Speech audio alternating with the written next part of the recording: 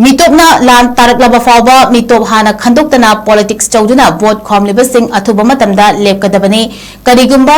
nak kanduna vote khombagi thabak chatharak labadi miyamga punduna akanba ihau hongnaba sem sabal lori haina campaign for just and fair delimitation gi convener Jitendra Ningombana phongdokri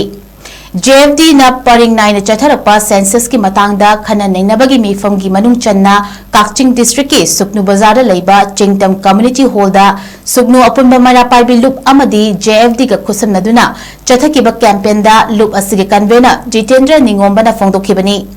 campaign adu da maika yedongi mara paibi amadi club singi maruiba luchingba singsu saruk yaki loinana miyam da minok ngakpigani mikok thiba delimitation gi matangda wangang laduna Jitendra na makata raduna mikok thiba gi thabak asi malengi mafam kayada leibak adu da leiriba migi masing khangdoktuna chawkhat thorangi thabak paikhatna ba mikok thiba gi thabak chathaduna lakli India da su 1981 dagi hoduna chahi tara khudingi mikok thiba gi thabak chathaduna lakli mikok thibagi thabak asi yamna faba thabak oirabasu lamdam asigi miyamna thinglibagi maramdi lamdam asida kumja lising amaga chamapan yankhaiga mathoi gi matungda lakpa mitop sing hana khandokpa amadi NRC natraga masiga manaba chatna kangron ama chatnaraba matungda state asida census chawbinaba haijabani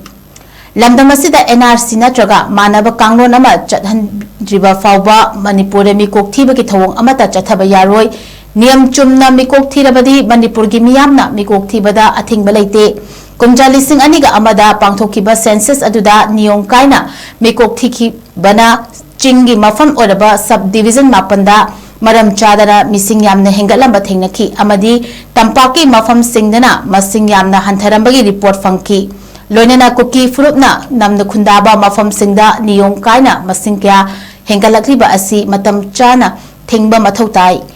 Chengi mafam singda nupi amana chawragna chahi amada angang taramanga poklam kibagi report su fangki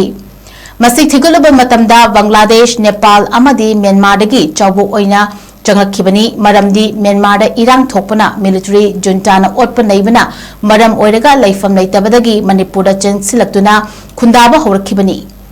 Manipur da changakhiba kuki hariba furubasi Myanmar military junta na masakhangde maramdi makhoigi lengakna thokpa furub Chamaga kuntra mangagi list ki manungda kuki yaude haukiba chahi lisingamaga chamapan yankhai lisingamaga chamapan humfuga mapan fawda kangpopida khul masing chamaga humdraga mapan leiramki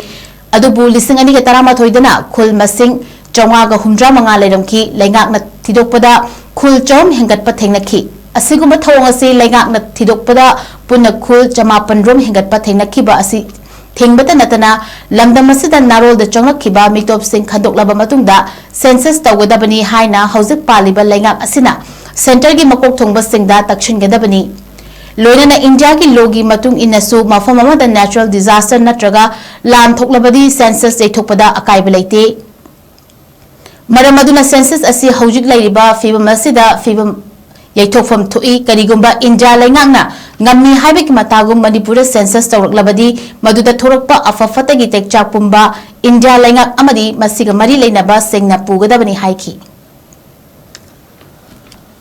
mayam singse illegal immigrant mitop mian cha yamna lakhreba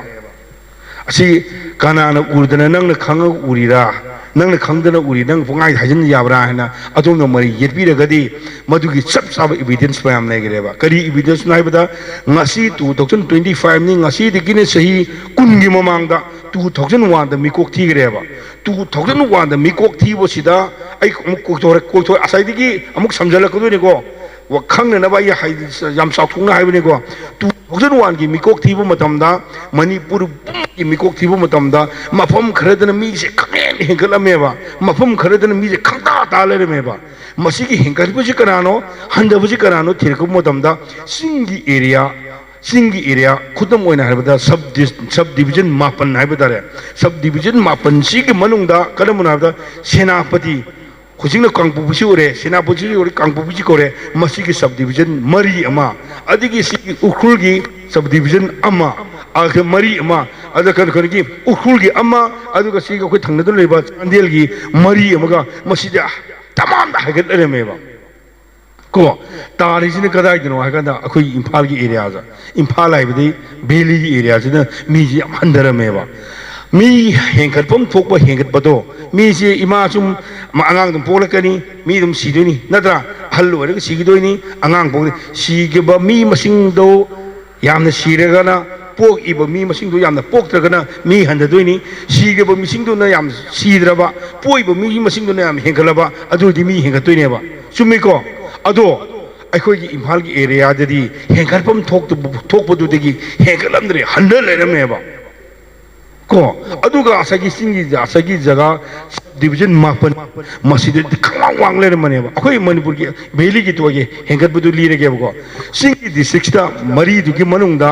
हानदी सेनापति है ना हरम बा को सेनापति की मौंग मराम हैबमा पुरुल हैबमा पौंग हैबमा साइतु गबाजोल हैबमा सिगी मरी सिदी auto नहीं मिजी हेंकर ले रहे बा से खुदम ओना हरबदा सही तरा खुदिंगी मकोइना मी हेंकर बि सांग से आहिबा लारिल सु हैबमीना मखोगी statistical data होलगा 10 year decadal growth rate namne pieba henger pom to henger patu akhoi sang se 169 le me ba sigi purul gi jaga da sahi tara de henger bi sang se makoina statistical data khol pom da 169.78% le me ba masigi pose india pumgi uni yang pa malem prithvi gi oida khwai de sokhot ba leibak Kongo hai boleh bak sih, mi yang poya bako, mungkin lain lagi soal jam ni na, makoi ni hengkali baca itara puk pergi, moi ni puk dia yang kata 160 aja jokti, makoi ni wah, kau ini wang betul, 39, ini 42% sih kau poya ba. Demografer hai na, lamgi geografi